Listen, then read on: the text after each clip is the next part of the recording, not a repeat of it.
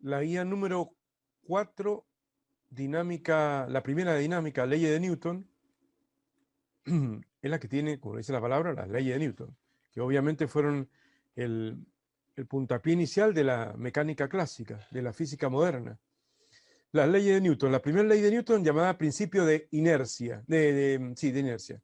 Principio de inercia, que dice básicamente, todo cuerpo, toda masa, todo cuerpo, sobre el cual no actúa ninguna fuerza o actúe un sistema de fuerza de resultante cero, que vamos a considerar que sería lo mismo que no actúa ninguna fuerza, si consideramos que el cuerpo es indeformable y todo lo demás, todo cuerpo al que le pase eso se va a mantener por inercia en reposo o en MRU. O sea, si estaba en reposo, va a seguir en reposo, y si estaba en un movimiento rectilíneo uniforme con una cierta velocidad, va a seguir en movimiento rectilíneo uniforme con esa misma velocidad, constante.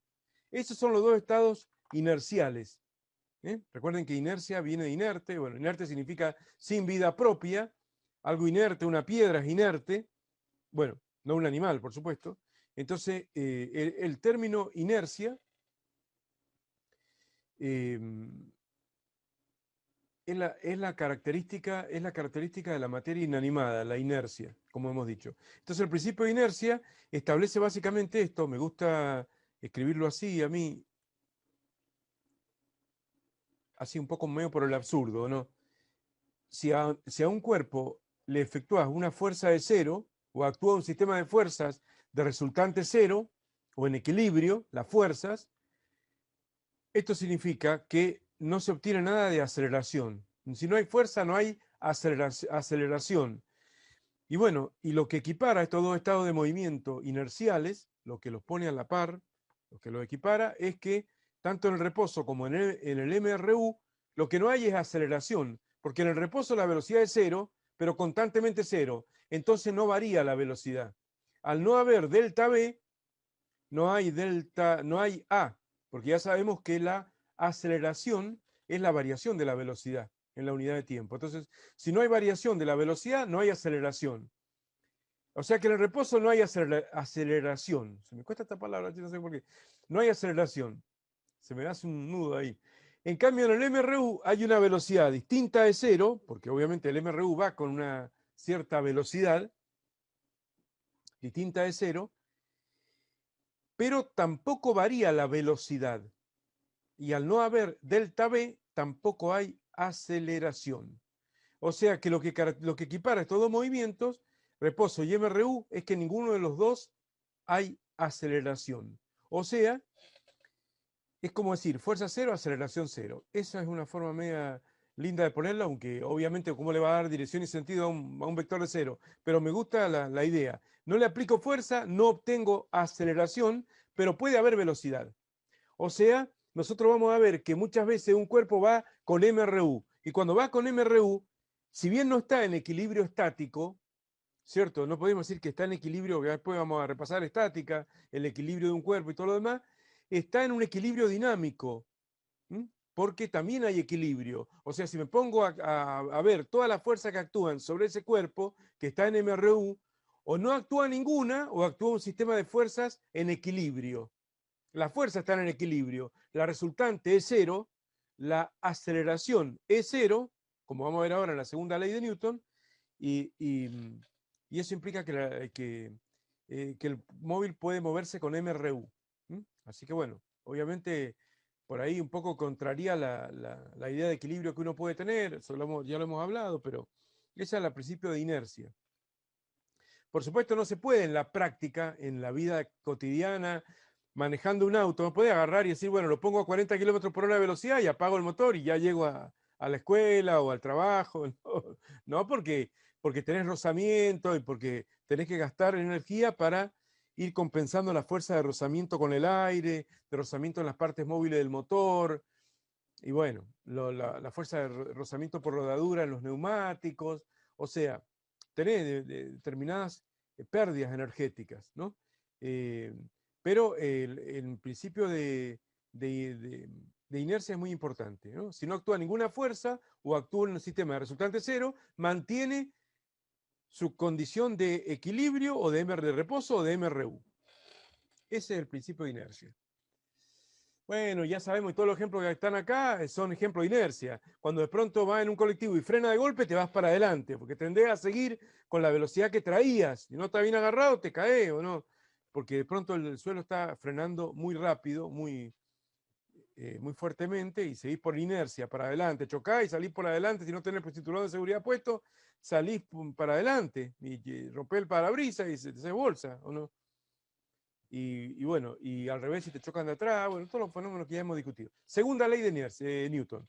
Segunda ley de Newton es el principio de masa. Esta es la única fórmula, la famosa segunda fórmula. Fuerza igual a masa por aceleración. En esta segunda ley de Newton o principio de masa, fíjense que ahí tenemos un cuerpo del cual no sabemos nada. Ni siquiera sabemos que hay algo que se llama masa, que es una característica del cuerpo, ni nada. Le aplico una fuerza externa determinada y observo que adquiere una aceleración. Si le aplico una fuerza constante, la aceleración va a ser constante, lo cual va a conducir a un MRV. Por eso ya hemos repasado lo de cinemática. Ya sabemos que el MRV es el movimiento de aceleración constante.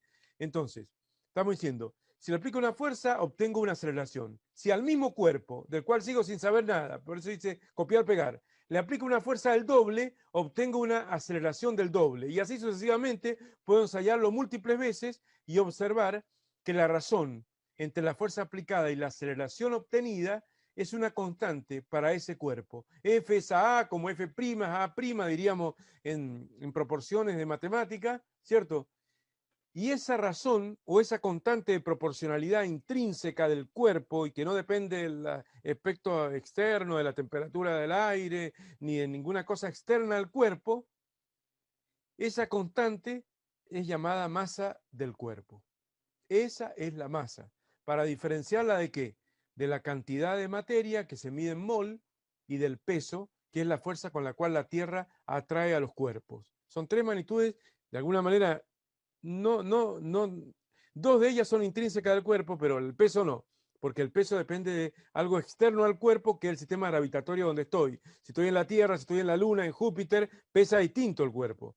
Entonces, el peso no es intrínseco del cuerpo, pero el peso, la masa y la cantidad de materia son tres cosas muy importantes, atributos de un cuerpo, ¿no?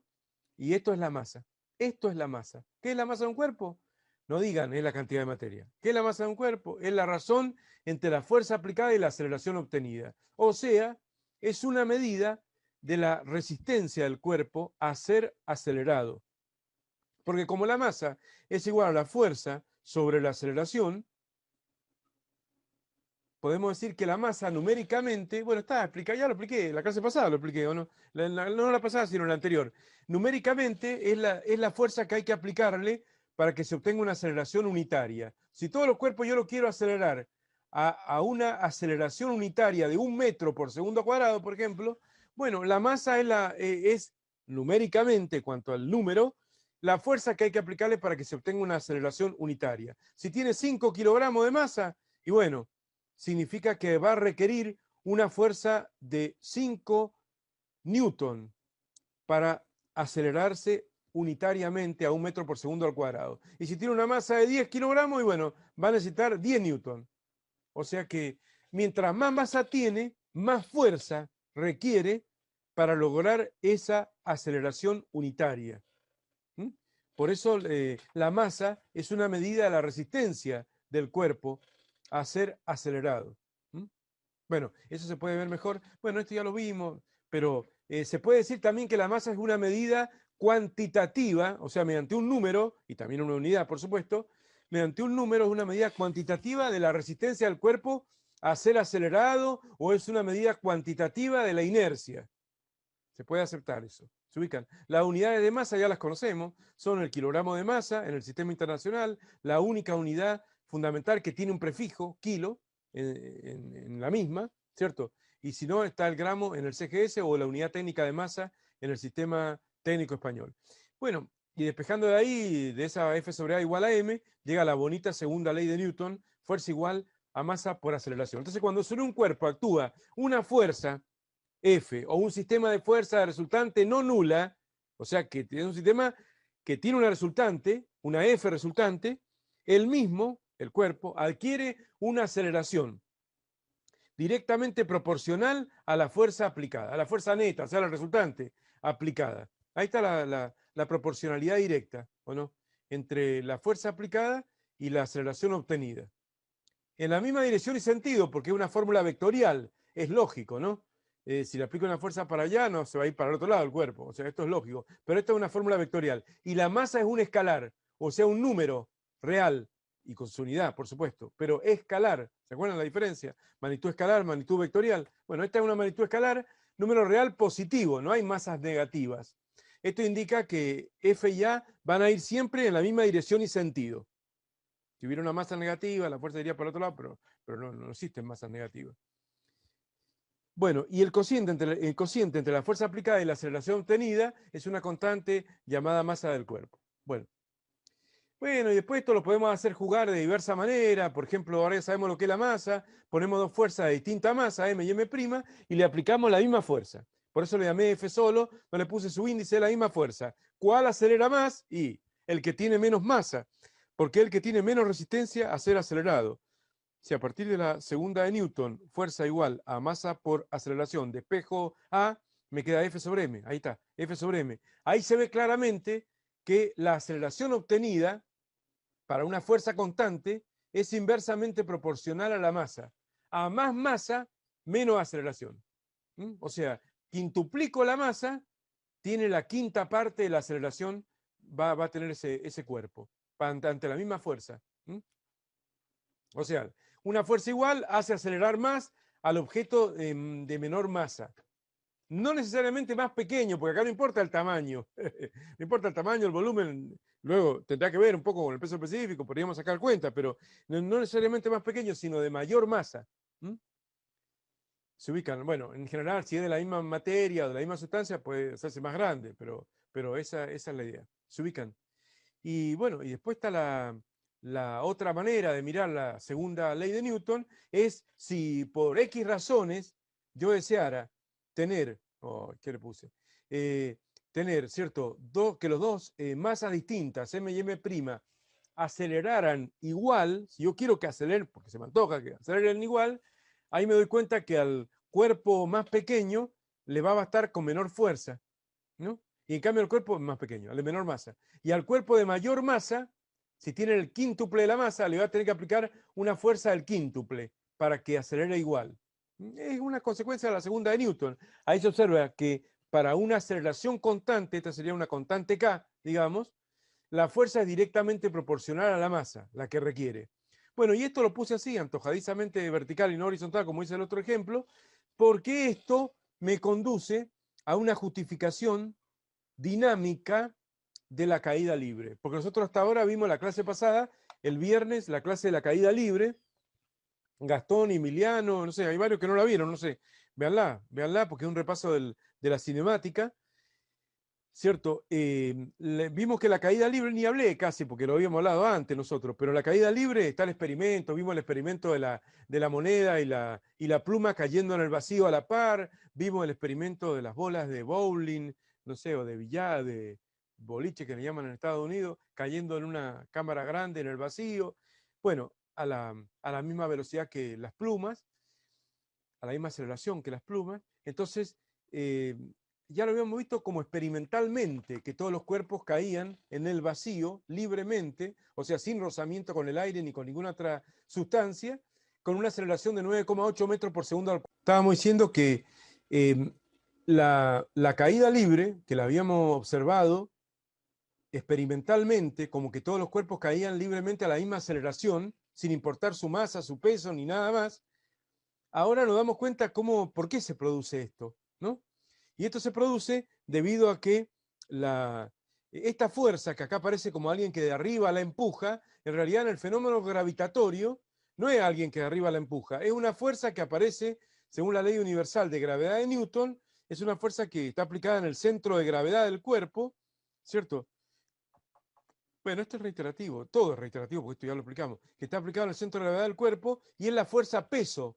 Y naturalmente, cuando el cuerpo tiene el triple de la masa, supongamos que este cuerpo M' tiene el triple de la masa de M, ¿cierto? Bueno, entonces esa masa M' pesa el triple del peso de la otra.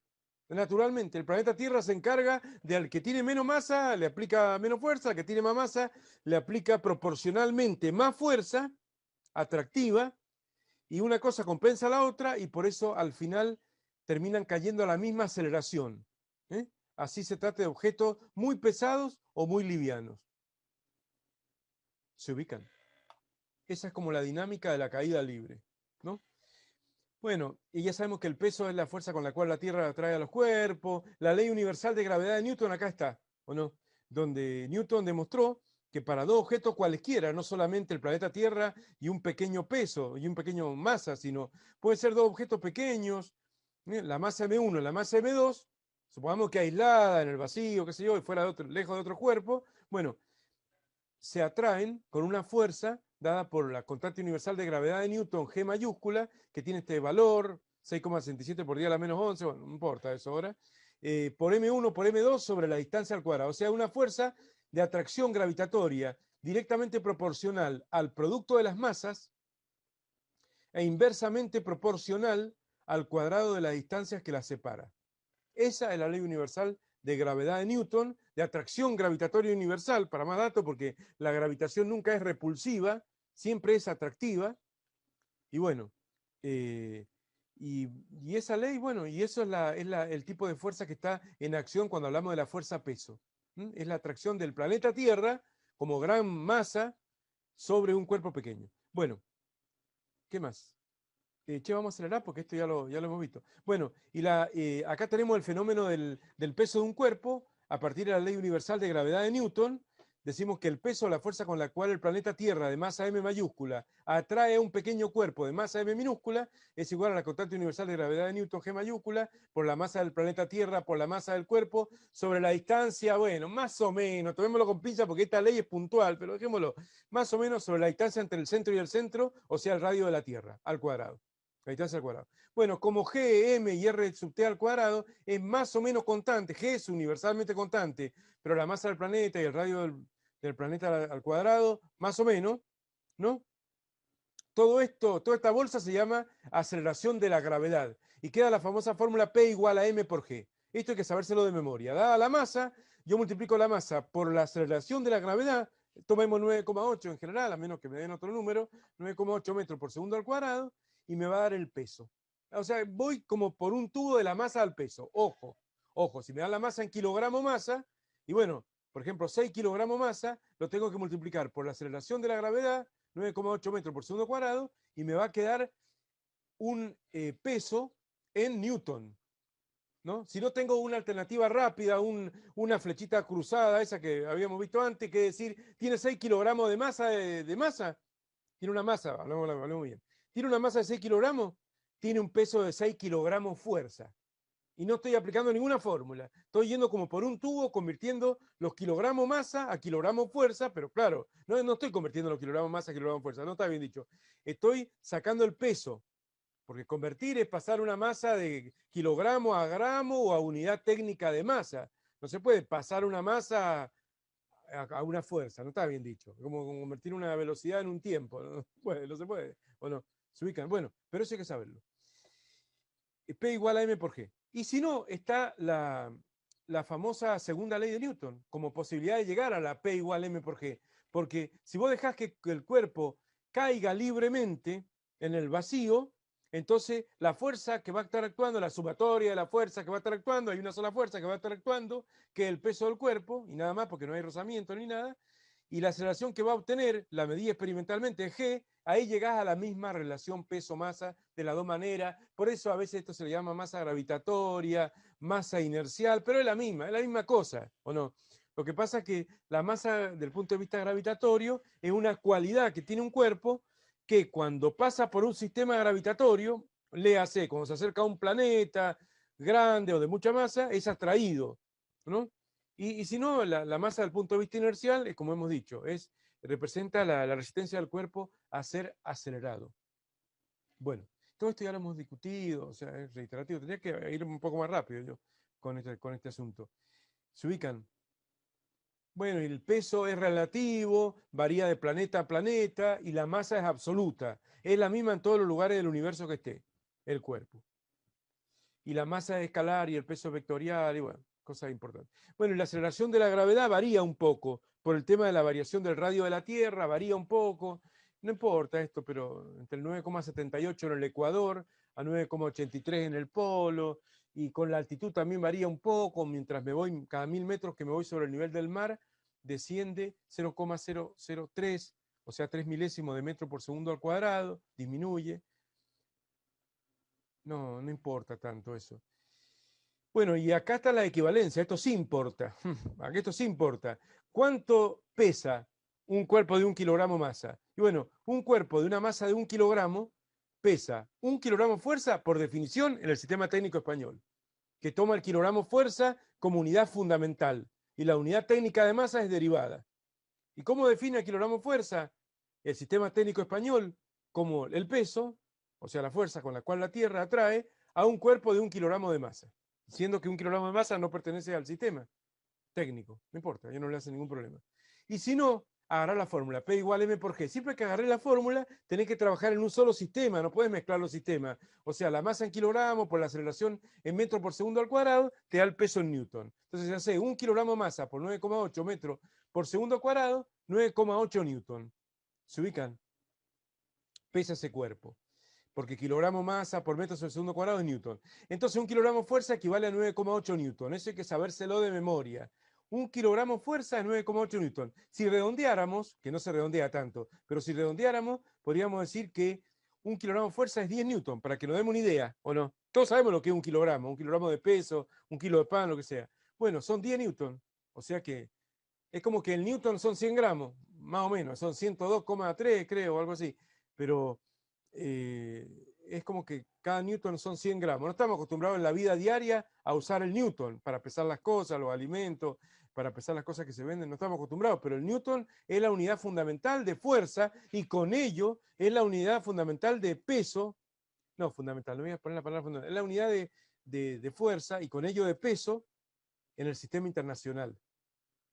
El newton. Se ubican, y es derivada, pero bueno, se ubican como el tema. Y bueno, si querés hacer la equivalencia entre el newton y la dina, un newton es 10 a la quinta dina, o sea, 100.000 dinas, porque un newton es 1 kilogramo por 1 metro sobre el segundo al cuadrado, 1 kilogramo son 1000 gramos y 1 metro son 100 centímetros, y si paso al CGS, centímetro gramo segundo, queda 100.000, o sea, 10 a la quinta dina. Un newton 10 a la quinta dina, 100.000 dinas. Bueno, eso hay que sabérselo. Y si querés pasar de kilogramo fuerza a dina, bueno, lo pasás primero a newton y después a dina, de newton a dina. Se ubican, para no poner una fórmula más. Eso hay que sabérselo porque hay que emplearlo bastante a lo largo en la prueba y en problemas de sistema de unidad y cosas por el estilo. Hay que sabérselo de memoria. Se ubican. Iba a decir algo. No sé, iba a decir algo y se me fue. Bueno, y una unidad técnica de masa equivale a 9,8 kilogramos masa, por las dudas. Esto aparece menos, pero si aparece la unidad técnica de masa, al igual que como vimos en las clases anteriores, ¿no? Una unidad del sistema técnico es 9, lo que le iba a decir recién. Ojo que la aceleración de la gravedad vale, es constante y lo podemos tomar como 9,8 siempre que estemos en el sistema internacional o en el técnico español. Pero si estamos en el CGS, que ahí no lo puse, si estamos en el CGS, la aceleración de la gravedad vale 980 centímetros, le digo, porque el alumno se mecaniza y dice 9,8, no, pará, 9,8, si alguna vez la vas a usar en el CGS, porque tenés la masa en gramos y querés sacar el peso en DINA, que es la unidad de fuerza del CGS, la DINA, repasen las unidades fundamentales, la fuerza y todas esas cuestiones, ¿o no? Tenés que considerar que la aceleración de la gravedad vale 980. O sea, el 9,8 metros son 980 centímetros. El segundo es el mismo, pero el cambio del metro al centímetro. Se ubican. Tengan cuidado con eso. No falta el alumno que lo ponga mal. Bueno, la tercera ley de Newton, o principio de acción y reacción, va a terminar rápido la teoría porque es poco, ¿o no? Es poco la teoría, hay que saber aplicar la fórmula y hacer ejercicios.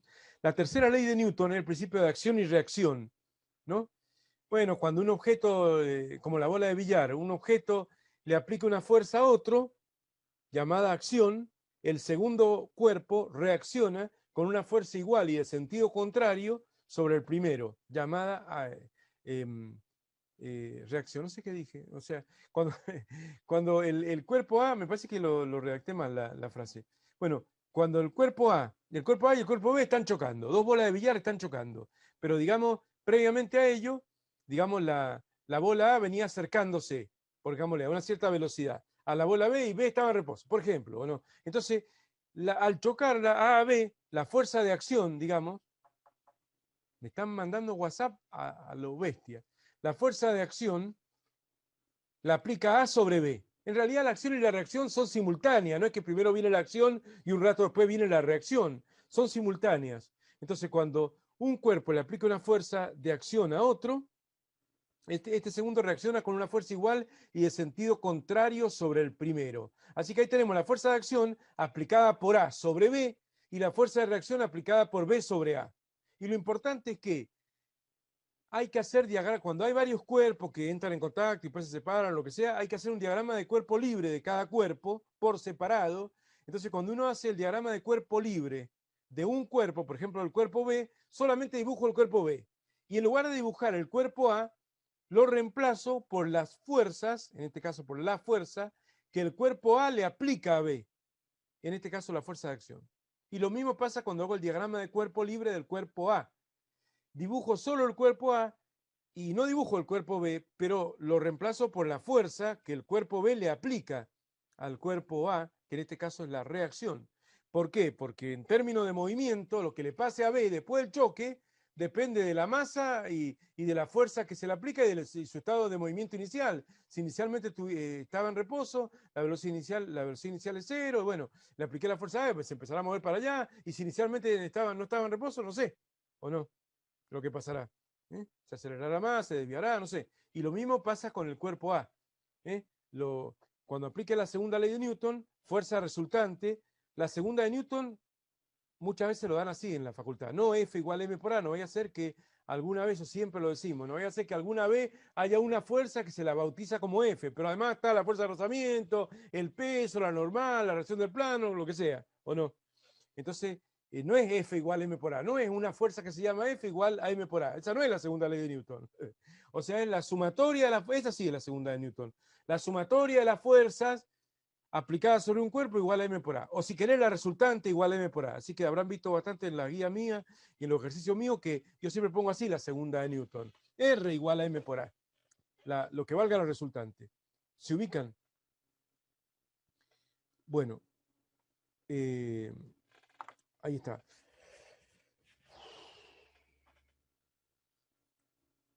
Acción, reacción, bueno, ya lo dije. La fuerza de los pares de acción-reacción nunca se equilibran. Esto lo preguntan muchas veces y en preguntas engañosas hay que poner falso. Nunca la acción y la reacción se equilibran. Uno podría decir, pero ¿cómo? Si mira, la acción es igual a la reacción. Están aplicadas al mismo punto y son iguales, se cancelan y no se cancela nada porque no están aplicadas al mismo punto. Porque una está aplicada sobre B y la otra sobre A. Es el mismo punto, pero es el punto de contacto entre los dos cuerpos. Entonces no se puede hacer la resultante y decir cero. No se pueden equilibrar la resultante y la acción y la reacción, perdón. No se pueden equilibrar, compensar, dar resultante cero y cosas por el estilo. No, eso no. Son fuerzas que se aplican sobre cuerpos distintos y son simultáneas. Empiezan al mismo tiempo, se extinguen al mismo tiempo. Uno podría decir, pero ¿qué dura un choque de dos bolas de billar? Y algo dura, no es un tiempo de cero, algo dura, una fracción de segundo dura el choque. ¿Se ubican?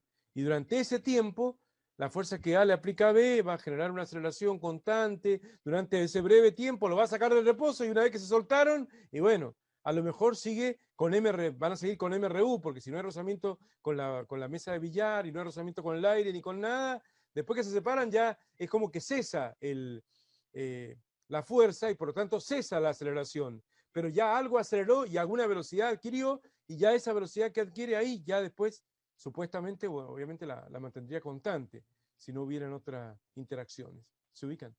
Estamos diciendo que el principio de acción y reacción es un principio que no solamente es válido para fuerzas de contacto, un cuerpo toca a otro, jugador, qué sé yo, de tenis, le pega la pelotita, lo que sea. No, también en fuerza de acción a distancia aparece. O sea, cuando vos tenés el fenómeno gravitatorio, dos masas, M1 y M2, separadas por una cierta distancia, las dos son atraídas con la misma fuerza. O sea, no solamente el planeta Tierra atrae a este vaso con una fuerza de no sé cuánto, sino este de, qué sé yo, de 300 gramos fuerza, sino que también este cuerpo atrae al planeta Tierra con una fuerza de 300 gramos fuerza. Se ubican, o sea, el par acción-reacción está presente siempre ante las acciones de fuerza a distancia también. Lo que pasa es que dada la diferencia de masas tan grande entre este pequeño vaso y todo el planeta, lo que vamos a observar es que el vaso se mueve con respecto al planeta y no que el planeta se mueve acercándose al vaso.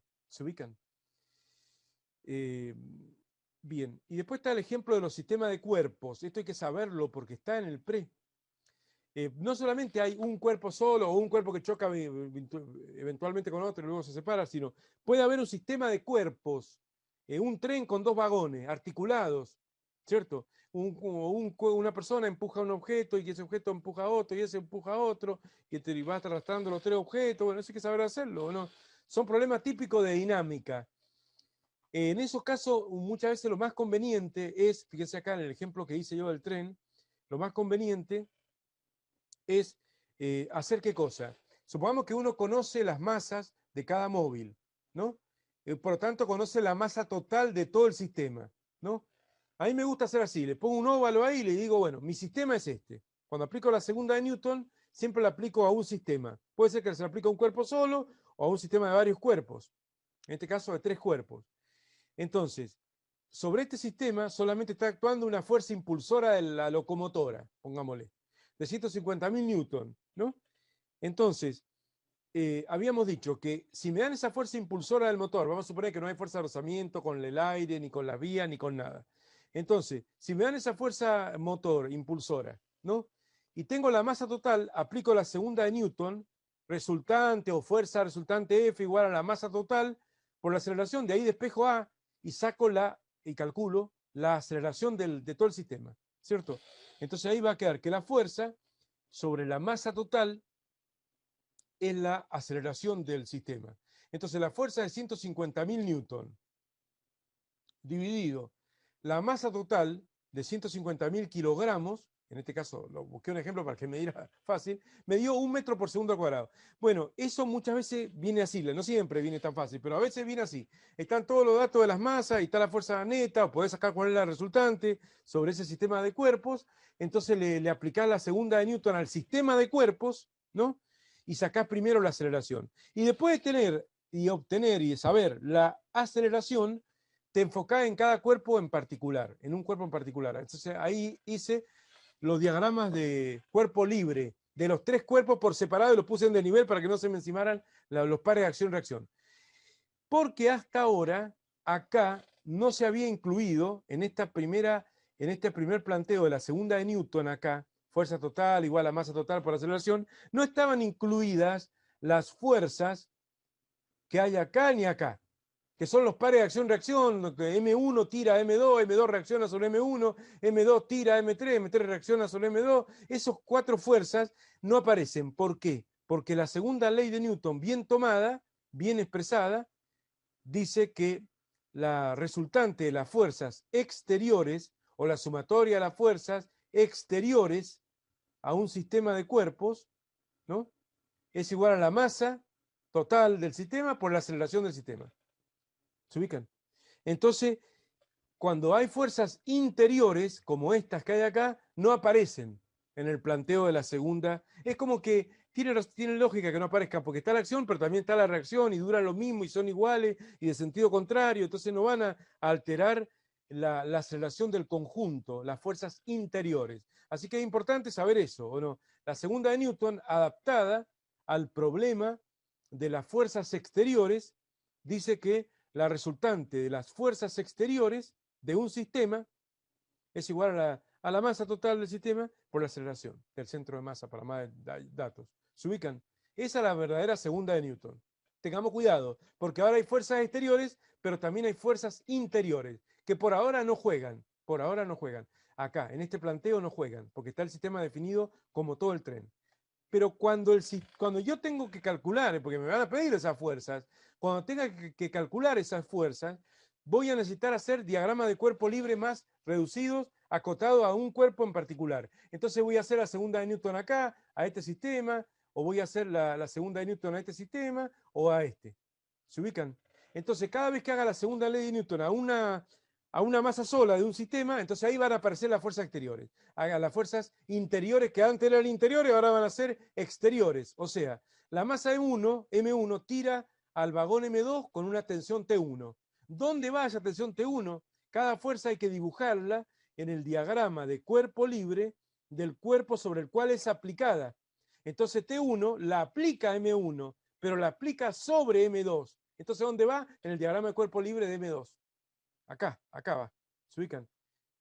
Bueno, y la correspondiente reacción, esta es la acción de la locomotora tirando a este vagón diciéndole, che, vamos para la izquierda, fenómeno. Pero el vagón tiene masa, y si tiene masa, tiene resistencia a ser acelerado, y por lo tanto reacciona con una fuerza igual, de la misma magnitud de T1, pero de sentido contrario, llamada T'1. Esta es la reacción de M2 sobre M1.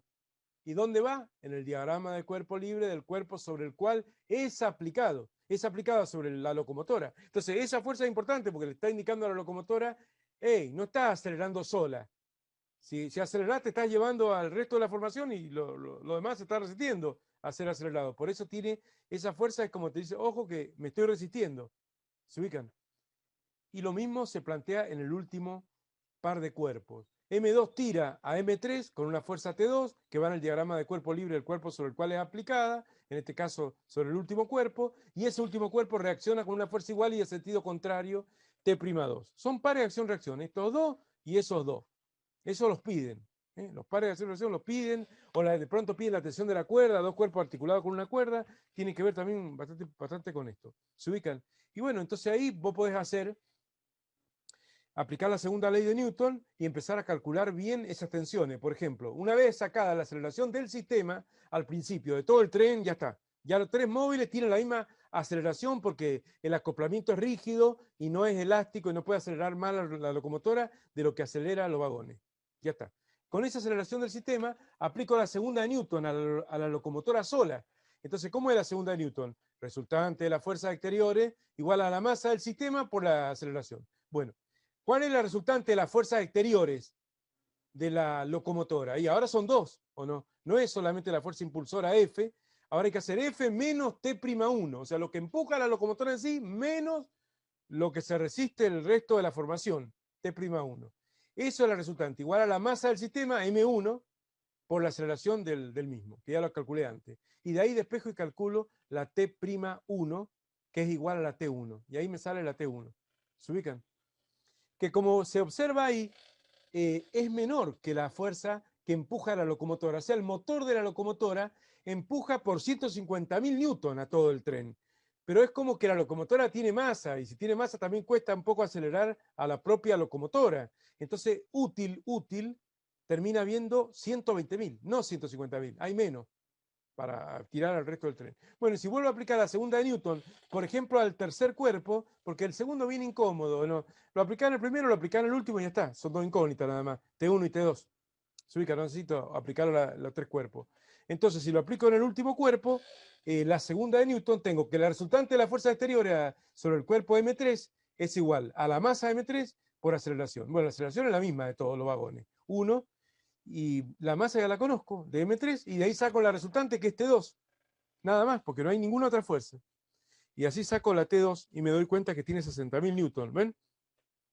Acá era 150.000, acá es 120.000, acá es 60.000. Bueno, eso para que sepan a trabajar con sistema de cuerpos. Tienen que saber trabajar con sistema de cuerpos. Le van a tomar eso del carrito, que empuja una cosa y que empuja otra cosa, y dos o tres cuerpos vinculados. ¿Mm? Con cuerda o sin cuerdas. ¿Se ubican? Bueno, los problemas de los elevadores. Oh, los elevadores. No lo toman mucho los elevadores. Ustedes saben que esto lo tomaban hace mucho, pero después no lo tomaron tanto. Pero vamos a repasarlo rapidito. Che, me quiero terminar rápido esto para hacer ejercicio. Los problemas con los elevadores tienen que ver con el llamado peso aparente. Lo pueden pedir. La conexión a internet está inestable. Lo pueden pedir. Se llama peso aparente al peso que aparentemente tiene el cuerpo. Esto significa que se le llama peso aparente. Si el cuerpo está apoyado en el suelo de un ascensor, por ejemplo, el peso aparente es la reacción del piso del ascensor. Lo que le parece que pesa al cuerpo para el ascensor. Y si lo estoy sosteniendo con una cuerda adentro de un ascensor, el peso aparente es la tensión de la cuerda. Es lo mismo, ¿o no? Uno podría decir, bueno, pero el peso aparente es igual al peso real, sí, porque agarré un cuerpo, lo sostengo con una cuerda. ¿Cuánto me parece que pesa? N. Y N es lo mismo que pesa. Sí, bueno, en la medida que el ascensor esté quieto o que no esté adentro de un ascensor, ¿o no? Pero ahora estoy adentro de un ascensor, ¿o no? Y el ascensor puede subir o bajar, acelerando o desacelerando. Y ahí es donde se manifiestan fenómenos extraños de mayor o menor peso, donde P no varía nunca, porque es el peso real del cuerpo, no varía nunca, pero el peso aparente es como una variable de ajuste, que se ajusta a lo que tiene que valer para que se cumpla la segunda ley de Newton. Entonces resulta que la jodita de este tema es que a veces podés estar en un ascensor de tres maneras. Manera uno, con el ascensor en reposo, o subiendo a velocidad constante o bajando a velocidad constante, porque no es el problema de que si sube una cosa y si baja otra, no es subir el problema o bajar. La cuestión es para dónde va A, para dónde va si existe una aceleración A, para dónde va si existiera, pero ahora no existe, porque en el primer caso estamos en condiciones de primer ley de Newton, en condiciones inerciales. Condiciones inerciales, ¿qué significaba? En reposo o a velocidad constante, o sea, con un MRU. Si estamos en condiciones inerciales, en reposo o en un MRU, ¿cuánto vale la fuerza resultante?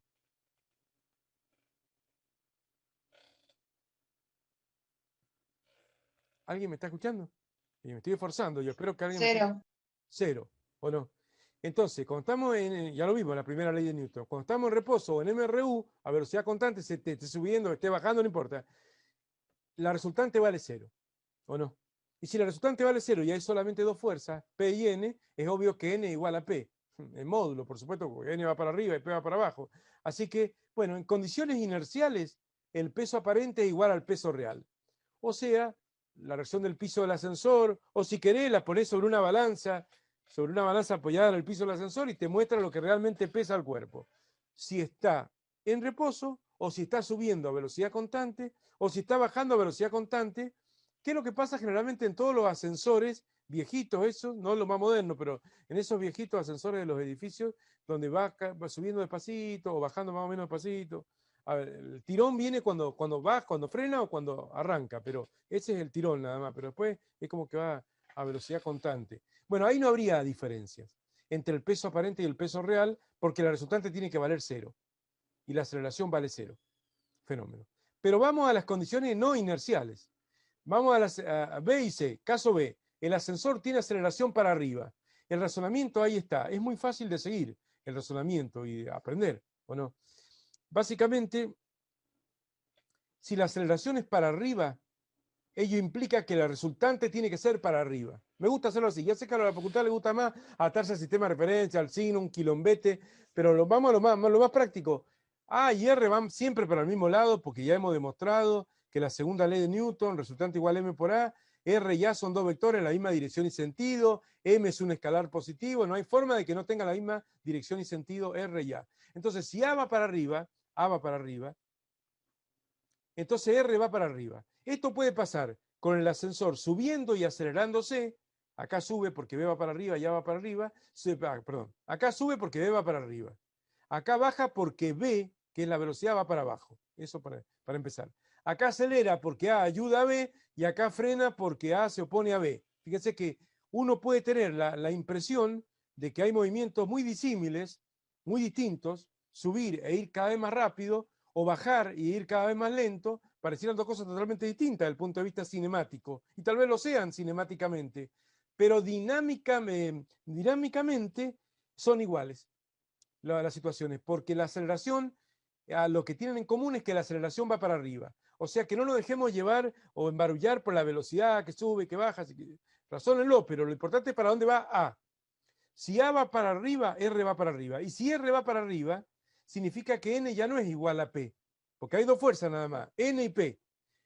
P es constante, pero ahora, ¿qué ha pasado? Para que aparezca una fuerza neta para arriba, una resultante para arriba, N ha crecido.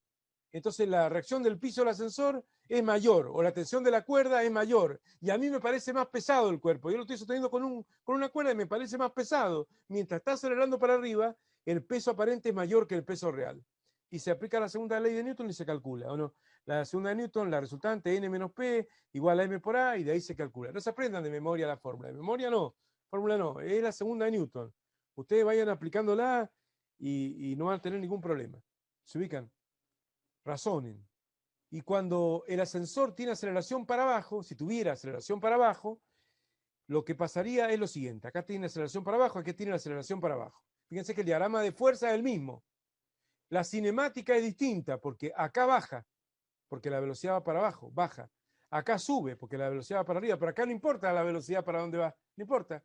Acá importa para dónde va A. Si A va para abajo, la resultante va para abajo.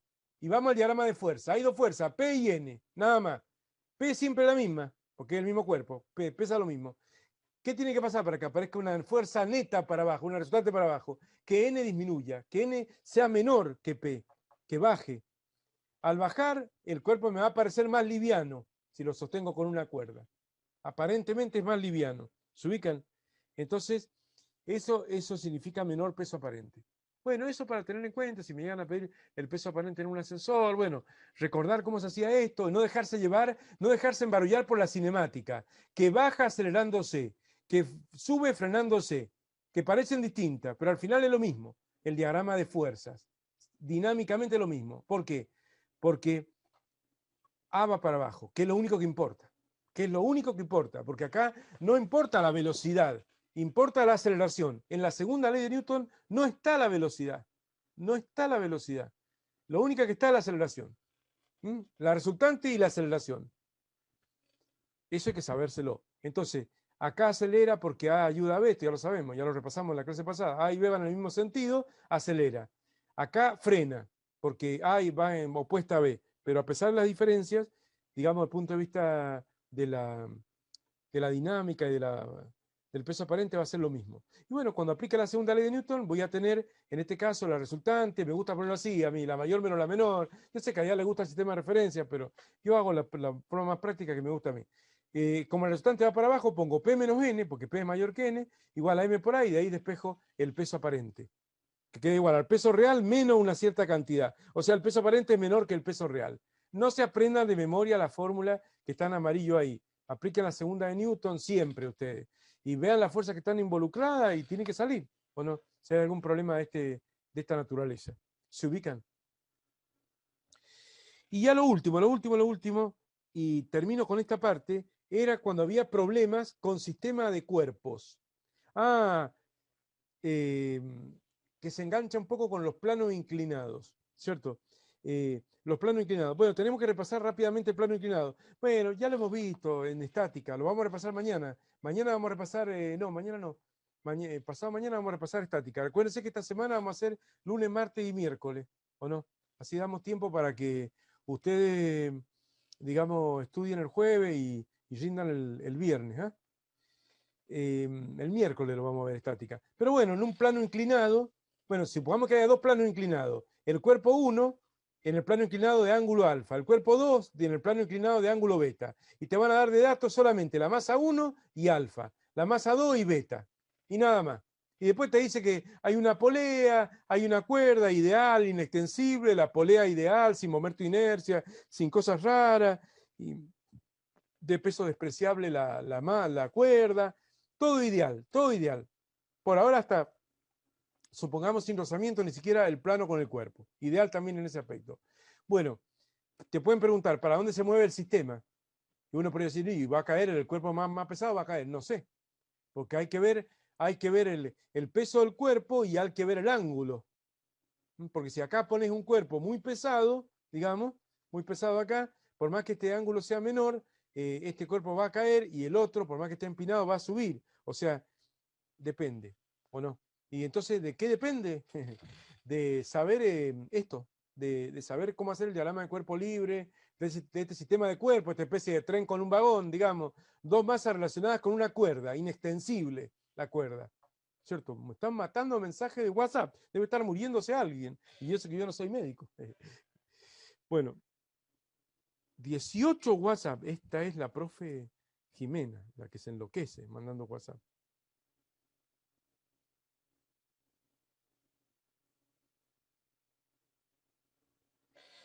Bueno, sigamos. Bueno, estábamos diciendo que, ¿qué voy a hacer acá para resolver este problema? Con la masa 1 saco el peso 1. Ya sabemos que el peso es igual a m por g, ¿cierto? Acá no lo puse, pero ya lo sabemos. El peso 1, si me dan m1, el peso 1 es igual a m1 por g. Si me dan el peso 2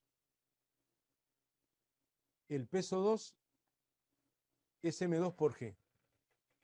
Tengo las masas, calculo los pesos como por un tubo, digamos.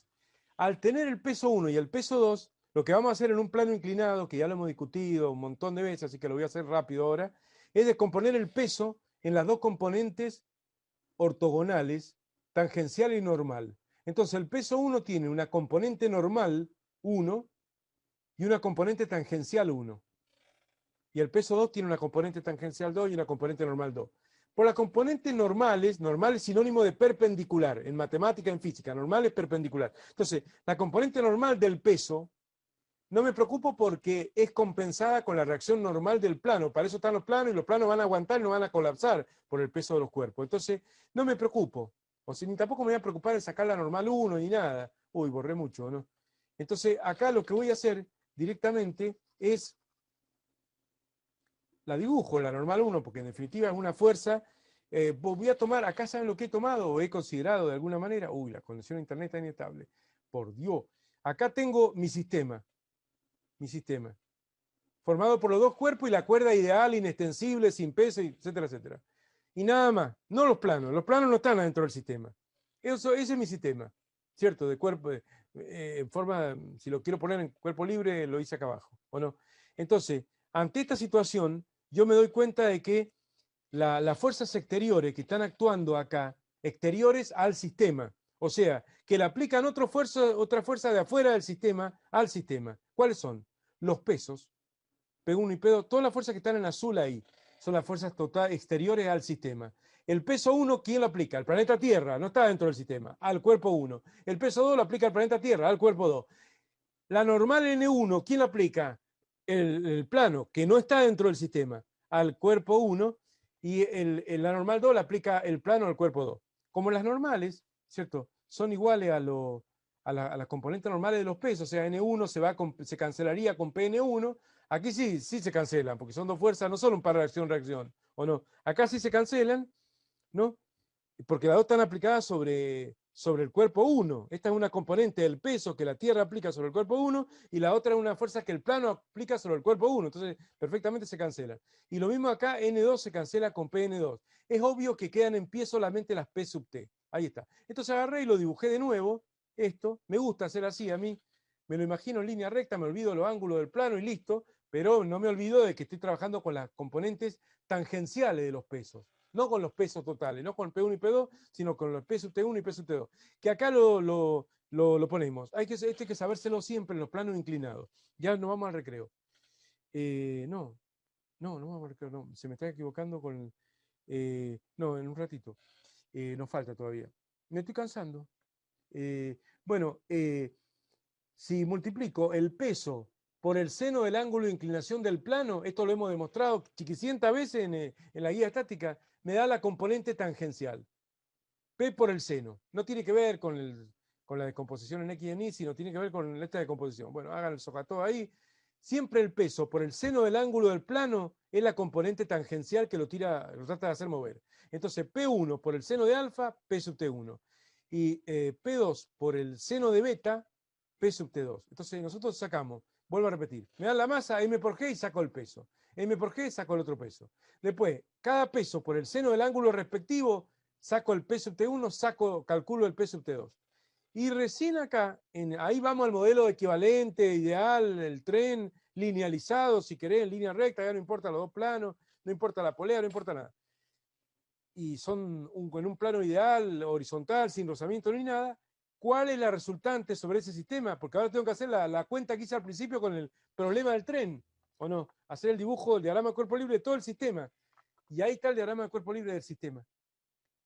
La resultante va a ser la mayor P sub T menos la menor. Me gusta hacerlo así a mí. Bueno, si es mayor P sub T2, le pongo la resultante es P sub T2 menos P sub T1. ¿Se ubican? Igual a la masa del sistema, M1 más M2, por la aceleración. Y de ahí despejan la aceleración. No lo puse porque no vamos a aprender fórmula de memoria, ¿o no? Es la segunda de Newton, no es ninguna. La resultante de las fuerzas exteriores, P sub T2 menos P sub T1, o al revés, como dé lugar, es igual a la masa total del sistema por la aceleración. Y de ahí despejan A. Y después, muchas veces, y ahí ya termino en la teoría de acá, muchas veces piden además la tensión de la cuerda. La tensión de la cuerda es una fuerza interior, es medio parecido al tren y los vagones, es un par acción-reacción también, porque estamos considerando que la cuerda es ideal, así que se comporta como un par acción-reacción, la tensión de la cuerda. Entonces, para eso, tengo que hacer el diagrama de cuerpo libre en alguno de los dos cuerpos, ¿cierto? En alguno de los dos. Uno va a ganar y otro va a perder. Digamos, en este caso, supuestamente gana el cuerpo 2. Acá no sé qué me pasó, que hice más chiquito el cuerpo 1 y más grande el cuerpo 2, y acá lo hice al revés. Hay un no importa eso, no importa. Pero acá, supuestamente, no sé si es más grande M2 que M, o mayor M2 que M1, no sé, pero el producto de M por G por el seno dio mayor. O sea, la P sub T2 es mayor que la P sub T1. Entonces el sistema se mueve para allá, para la derecha. Si el sistema se mueve para la derecha, digamos que este cuerpo gana, para decirlo así, ¿o no? Y el otro pierde o es arrastrado para arriba. Pueden calcular la tensión de la cuerda, que es esa fuerza interior del sistema que acá no aparecía, porque es una fuerza interior que está acá, un par de acción-reacción, con la cual M2 tira a M1 y M1 reacciona, etcétera, etcétera. Acá no están graficada, porque es una fuerza interior. La pueden calcular en cualquiera de los dos cuerpos. La pueden graficar en cualquiera de los dos cuerpos. Calcular. Pero conviene, para que sea más fácil de despejar, partir desde el cuerpo que pierde. O sea, el cuerpo que es arrastrado para arriba. En este caso, M1. Es arrastrado para arriba, M1. ¿Cierto? Entonces, hago el diagrama de cuerpo libre y ahora defino mi sistema. Ahí está mi sistema. Mi sistema es solamente el cuerpo 1, por ejemplo, que tenía esa P sub T1 que era menor que la P sub T2 y el cuerpo 2 ganaba y bajaba y el 1 subía. Entonces, la tensión de la cuerda o fuerza interior al sistema no es igual a P sub T2, no es P sub T2 que le aplica a este cuerpo, no, es menor. Y esa tensión de la cuerda T, ¿cierto? Aparece acá y hay que dibujarla porque está en el diagrama de cuerpo libre para el cuerpo 1. Esta ahora es una fuerza exterior a este cuerpo. Entonces hago la segunda ley de Newton sobre este cuerpo solo. La resultante de las fuerzas exteriores es igual a la masa de este cuerpo por la aceleración del mismo. Bueno, la aceleración del mismo ya la calculé al principio. Al principio, cuando hice el diagrama de todo el sistema, saqué A, ya está. A es la misma para los dos móviles. Claro que cambia la dirección y el sentido, porque A es un vector, ¿cierto? Eso no importa. El módulo estamos hablando de A. Entonces, ¿ahora qué hago? Vengo acá, ¿no? La resultante sería igual a T menos P sub T1, porque este cuerpo sube, va para arriba, o sea, T le gana a P sub T1. Entonces T es mayor que P sub T1 y es mejor aplicar la segunda de Newton acá para que no quede la T negativa. Y si no, la despejar lo mismo, pero te queda negativa, pero la tenés que despejar la T, ¿o no? Entonces la P sub T1 pasa sumando, este no se lo apliquen, no se lo aprendan de memoria. Hagan la segunda de Newton. Pongan la fuerza que están actuando. Mirá si hay rozamiento con el plano y ahí no está en esa fórmula. No se aprendan fórmula de memoria al tuntún. Tienen que dibujar la situación y razonar, porque todos los problemas son distintos, todos los problemas hay que razonar, a ver si, y no aplicar fórmula de memoria. Entonces acá va a poder despejarte de esa manera, porque P sub T1 ya la conocé, M1 ya la conocé, ¿cierto? La masa del sistema es M1 solo, no es M1 más M2 como era antes. ¿Se ubican? Si querés sacar T acá, también podés, en el cuerpo que gana, o sea que cae, o sea que P sub T2 gana, acá va a ser una fuerza, van al revés. ¿Por qué van así? Porque en realidad el cuerpo 2 está tirando, después de que pase por la polea y todo lo demás, está tirando al cuerpo 1 para arriba. Eso es bastante fácil de ver, para que M1 suba. T le gana a peso T1, resultante para arriba y sube. Y acelera. Además de subir, acelera para arriba. Eso también es cierto, ¿o no? ¿Está bien? Y con respecto al otro cuerpo, ¿qué pasa? ¿Por qué la tensión la dibujo así? Porque este cuerpo, si se cortara la cuerda, esta sería la resultante. Tendería a caer más aceleradamente de lo que realmente lo hace. Y este cuerpo al caer está teniendo que arrastrar al otro cuerpo para arriba, entonces el otro cuerpo se resiste a ser arrastrado para arriba. O sea, acá hay una inercia. Es como el tren y los vagones, ¿o no? Los vagones no quieren acelerarse. Bueno, acá este cuerpo, esta fuerza es la misma tensión T de acá, pero numéricamente, digamos, es la misma fuerza T, ¿cierto? El mismo módulo y la misma, y nada más, el mismo módulo, ¿no? Que la T de acá, pero siempre, no dice el diagrama de cuerpo libre de la cuerda, no me puse tanta sutileza, pero la tensión en las cuerdas siempre son fuerzas, eso lo hemos explicado varias veces, son fuerzas que se resisten a que la cuerda se estire, porque si fuera por P sub T1 y P sub T2, la cuerda se tendría que hacer de goma y estirarse. Entonces la tensión de la cuerda dice, no, no me quiero estirar, dice la cuerda. Entonces por eso la cuerda aplica sobre los dos cuerpos estas fuerzas iguales. La cuerda sobre los dos cuerpos, tratando de que no se distancien más de lo que ya están, que no se separen. ¿Eh? Entonces, por eso es esa reacción de la cuerda sobre el cuerpo 1 y sobre el cuerpo 2 tienen ese sentido mostrado en el dibujo. ¿Se ubican? Bueno, y acá podés aplicar la segunda ley de Newton también. Resultante igual a qué? Acá P sub T2 le gana a T. O sea, T va a tener un valor intermedio. No significa que sea el promedio, pero va a tener un valor mayor que P sub T1 para hacer que el 1 suba y un poco menor que el P sub T2 para permitir que P sub T2 acelere para abajo, ¿no? Que baje y que acelere para abajo. ¿Se ubican? Entonces, acá la resultante va a ser, acá, la resultante va a ser P sub T2 que le gana, me gusta poner la mayor menos la menor a mí. P sub T2 menos T y todo queda positivo. Todo queda positivo. Entonces P sub T2 menos T igual a la masa del sistema M2 por A. ¿Se ubican? Es siempre la segunda ley de Newton. Bueno, eso hay que sabérselo bien, porque no podemos empezar a hacer ejercicio y no se acuerdan los alumnos de esas cuestiones, ¿o no? Eso hay que sabérselo perfectamente.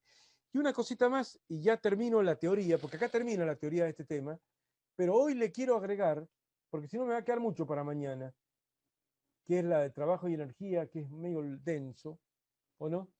Que este tema del rozamiento, que lo metí acá en la guía que viene después, pero que en realidad no tendría que haberlo puesto ahí, ¿cierto? Porque este es de dinámica básico. El rozamiento. Vamos a repasar los últimos minutos antes del recreo, algo de rozamiento, y después nos vamos a poner a hacer ejercicio. Después del recreo nos ponemos a hacer ejercicio. Pero el rozamiento, básicamente, que vamos a estudiar nosotros, el rozamiento por deslizamiento. Vean los videos, hay otra forma de rozamiento, no importa, pero por ahora vamos a estudiar el rozamiento por deslizamiento. O sea, un cuerpo se desliza sobre otro. Cuando hay un rozamiento por deslizamiento, aparece una fuerza de rozamiento en la superficie de separación de los cuerpos que están rozando. Y esa fuerza es proporcional, o su módulo, porque esta no es una ecuación vectorial, no le puedo poner el vectorcito acá, no es una ecuación vectorial, pero su módulo, si querés el módulo de FR igual a esto, ¿no? Es proporcional a la normal. ¿Ah? A la normal. Entonces uno dice, no, pero ¿cómo? Tendría que ser proporcional al peso. O sea, si yo quiero mover un objeto livianito acá sobre la mesa, un vaso sobre la mesa, lo muevo sin problemas, roza poco. Si quiero mover esta impresora súper pesada sobre la mesa, va a rozar mucho más. Pero ¿por qué sobre la normal y no sobre el peso? Si al final son iguales. No siempre son iguales, ¿o no? Si son iguales, bueno, si son iguales P y N en un plano horizontal y no hay otra fuerza más que lo aprieten para adentro, ni para afuera, ni para adentro, ni para arriba. Al cuerpo, sí, el peso sería igual a la normal. Si pesa más, roza más. Si pesa menos, roza menos. Pero no es la idea del peso. Lo importante es que la fuerza de rozamiento depende de la normal. Ahora vamos a explicar bien por qué. A través de un coeficiente llamado mu, adimensional. Significa sin unidad. Es un número nada más. Está bien, porque estas son dos fuerzas. N es la normal, que es una fuerza, y esta es otra fuerza. Son dos fuerzas, así que no podemos esperar que mu se mida en alguna unidad. Es adimensional. Fenómeno. Bueno, entonces, ¿qué es lo que pasa? ¿Por qué es tan importante la normal? Porque vos podés tener una situación eh, diversa. Por ejemplo, acá el ejemplo que decíamos recién. Al cuerpo lo tratás de arrastrar para la derecha, con una fuerza paralela al plano, F, horizontal, nada más. Entonces, en el sentido vertical, esa F no tiene componente en el sentido vertical, es todo horizontal. Entonces, N tiene que ser igual a P, no hay otra, porque hay solamente dos fuerzas verticales, entonces mu por N o mu por P es lo mismo, N igual a P, entonces ahí tendría, pero siempre hay que hacer mu por N, o sea, olvídense del mu por P. Mu por N. Enseguida vamos a hablar del mu, de qué significa, ¿no? Que es experimental y todo lo demás. Pero a veces pasa de que si yo trato de mover este cuerpo, como pasa en B, y le aplico una fuerza, pero no horizontal, sino una fuerza sesgada, con un sesgo hacia abajo. Por ejemplo, ahí en rojo, ahí, un poquito descendente. Esa fuerza la descompongo en dos componentes, ahí en azul, la fuerza tangencial al plano, la normal al plano, y me voy a dar cuenta que la F tangencial al plano lo trata de mover. O sea que ya no es todo el módulo de F el que me sirve para mover al cuerpo, sino solamente la FT tangencial o paralela al plano me lo ayuda a mover. Pero la otra componente de la F, no estoy descomponiendo el peso acá, sino la fuerza esa externa, la otra componente normal, ¿qué me está haciendo? Me lo está apretando para adentro. Entonces el cuerpo puede ser muy liviano, pero si yo lo trato de desplazar y lo aprieto para abajo, y va a rozar más, porque obviamente agarro un cuerpo, lo aprieto, roza más cuando lo aprieto, es más fuerza. Entonces lo que va a pasar ahí es que la normal va a crecer, porque la normal es una resistencia, es una reacción normal del plano. Se ajusta a lo que tenga que ser para que la resultante en la dirección normal sea cero. Entonces, si vos al peso P le estás sumando una FN, que las dos presionan para abajo, tanto el peso P como la FN, sumando las dos, va a tener que ser igual a la normal. Por eso la normal, que antes era más chica, igual a P, ahora es mayor. Y la fuerza de lanzamiento es mayor. La fuerza de lanzamiento es mayor porque la fuerza de lanzamiento depende de la normal siempre. Entonces, si la reacción del plano es mayor, la fuerza de rozamiento es mayor. Tiene lógica, porque los cuerpos están en un contacto más íntimo, están rozando más. Si vos, cuando tenés mucho frío a la mañana, ¿qué haces? Te arrastras las manos así bien fuerte, cosa de que haya mucho rozamiento y se genere calor, ¿o no? Entonces ahí vos va a haber más rozamiento. Por el contrario, cuando vos agarrás a un cuerpo y lo tratás de mover de nuevo para la derecha, pero con una fuerza sesgada hacia arriba, con un sesgo hacia arriba, esa fuerza la podés descomponer en dos componentes, igual que dijimos recién. Una componente, bueno, te lo trata de mover para la derecha, es así. Pero la otra, ¿qué te hace la otra?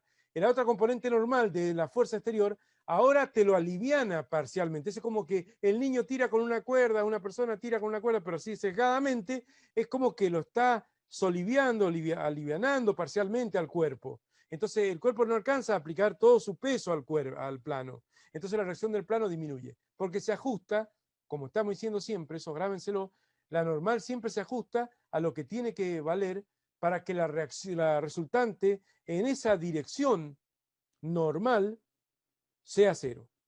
¿Se ubican? Si puede, porque a lo mejor no puede, y le estoy pidiendo mucha fuerza normal, lo estoy apretando mucho para abajo y se me rompe el plano y se me colapsa el sistema. O a lo mejor, al contrario, lo estoy solivianando tanto que lo separo del plano. Si lo separo del plano ya no actúa mal la normal. La normal va a actuar mientras el cuerpo esté apoyado en el plano. O sea que se sobreentiende que P tiene que ser mayor que N, o sea, N no puede ganarle a P, si no el cuerpo levanta, no tiene sentido, ¿no? ¿Se ubican? Bueno, estamos diciendo. Entonces acá, ¿qué pasa? Que la única fuerza que va para abajo, que el peso, tiene que ser igual a las dos que van para arriba, la normal y la Fn que también va para arriba. ¿Ven que va para arriba la componente normal de la fuerza exterior? Entonces ahí, si despejo N, queda P menos Fn. O sea, lo importante es que acá tengo una normal que es igual al peso, acá tengo una normal que es mayor que el peso y acá tengo una normal que es menor que el peso.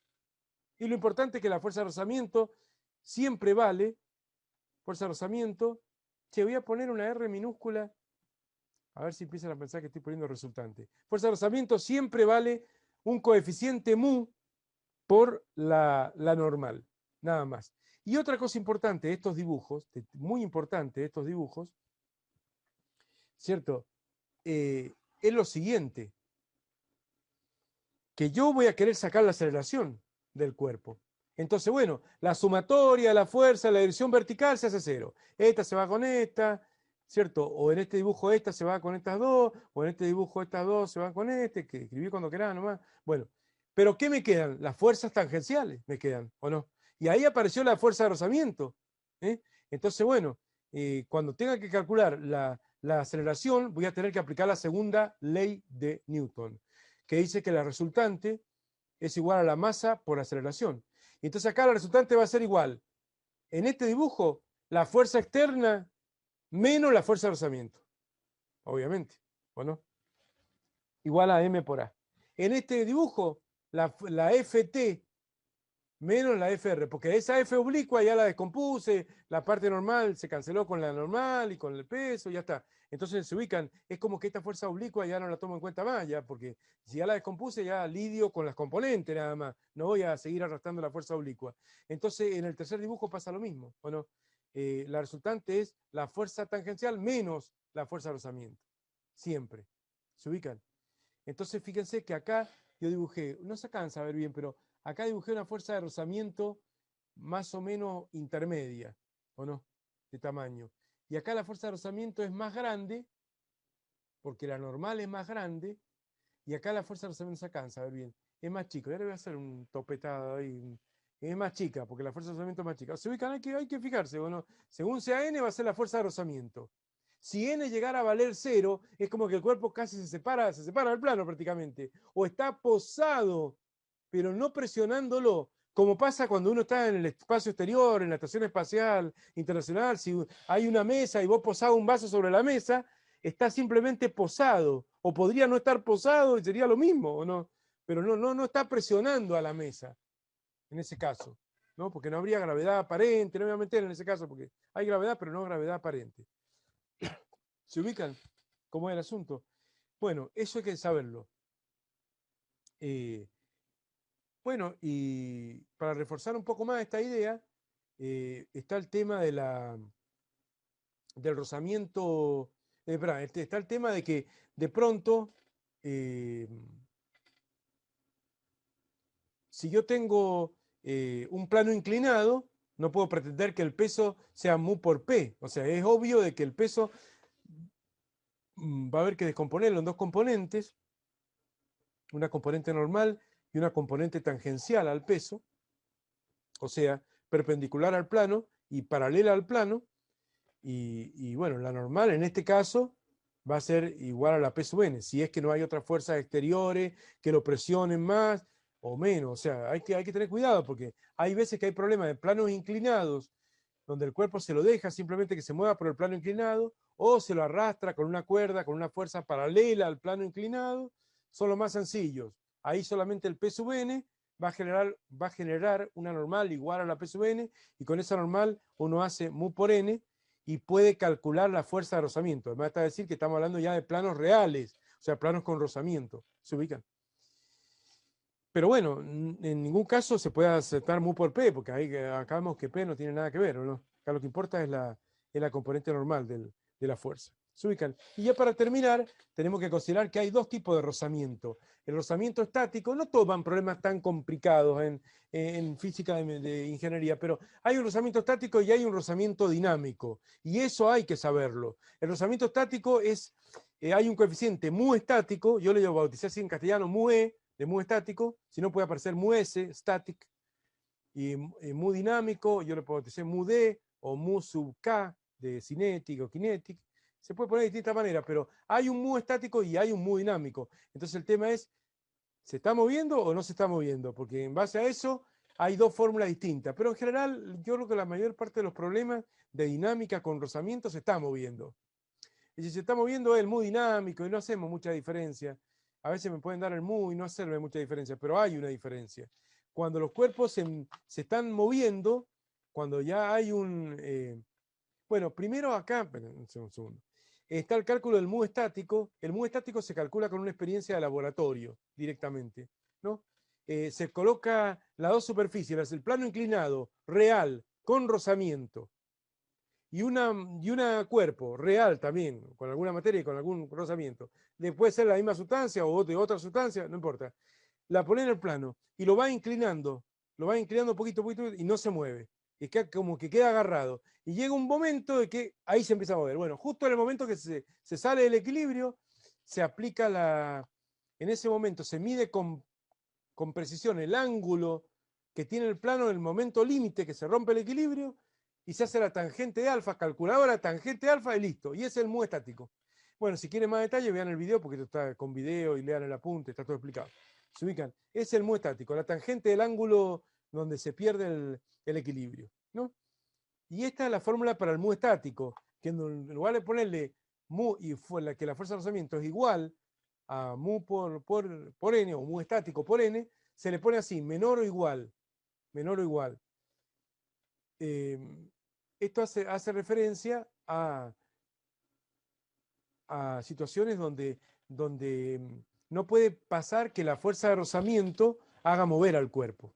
¿Se ubican? Porque el rozamiento es una resistencia a hacer movimiento. Entonces yo agarro este vaso, lo apoyo en la mesa y me dice, y calculo la fuerza la normal, el peso igual a la normal, pongámosle, la mesa horizontal, ya está. El peso igual a la normal. No hay ninguna otra fuerza, para arriba ni para abajo. Y si hago mu por n, me va a dar una fuerza de rozamiento. Bueno, ahora yo no puedo pensar que este vaso rozando sobre la mesa va a aparecer, supongamos que la mesa es este material, esta madera, no puedo pensar que ahora el vaso se va a mover por acción de la fuerza de rozamiento. Es ridículo, ¿no? Entonces la verdadera fórmula es esta de acá, ¿o no? La fuerza de rozamiento es menor o igual a mu por n. Entonces yo saco la cuenta y obtengo que la fuerza de rozamiento es menor o igual a, pongámosle, qué sé yo, 50 newton, ¿o no? Bueno, entonces, si no lo trato de mover, si no le aplico ninguna fuerza, ¿cierto? Qué lindo esto. Si no le aplico ninguna fuerza al vaso, la fuerza de rozamiento, ¿cuánto vale? 0. Y está en reposo, ¿o no? Si lo trato de mover con 10 newton para allá, ¿cuánto vale la fuerza de rozamiento? 10 newton para el otro lado. Y no se mueve. Si le aplico 49,9999, ¿cuánto vale la fuerza de rozamiento? Lo mismo para el otro lado y no se mueve. Y recién cuando le aplico 50, ahí se empieza a mover. ¿Se ubican? Eso es el significado del menor o igual. ¿Eh? Bueno, es interesante esto. Cuando aparezca el mu dinámico, ahí ya no hay ningún menor o igual. Cuando el mu dinámico es cuando está en movimiento. Si el sistema está en movimiento, ya se están moviendo, los cuerpos se están moviendo en un plano, no importa. Si está en movimiento, la cosa ya es simplemente mu dinámico por n. Y tendría que darte el mu dinámico de dato, ¿no? El mu dinámico, a veces te lo pueden pedir calcular, no sé, según cómo sea el ejercicio, pero generalmente el mu dinámico es un 20% menos que el mu estático, más o menos, con algunas excepciones, ¿o no? Un 20% más chico. O sea que cuando empieza a moverse, como que cae la fuerza de rozamiento, porque cuando estaban en reposo, como que están más agarrados eléctricamente ahí, la última capa de moléculas de un cuerpo y la primera capa de moléculas del otro, están más agarrados ahí a la naturaleza de fuerzas eléctricas, electrostáticas, están más agarrados. Y cuando ya se está moviendo, se demuestra experimentalmente que el mu dinámico en general es un 20% menor, más o menos. Ahí tenemos caucho sobre concreto, 1 y 0,8, más o menos, es la relación que se cumple en los mu estáticos y los mu dinámicos. Bueno, listo.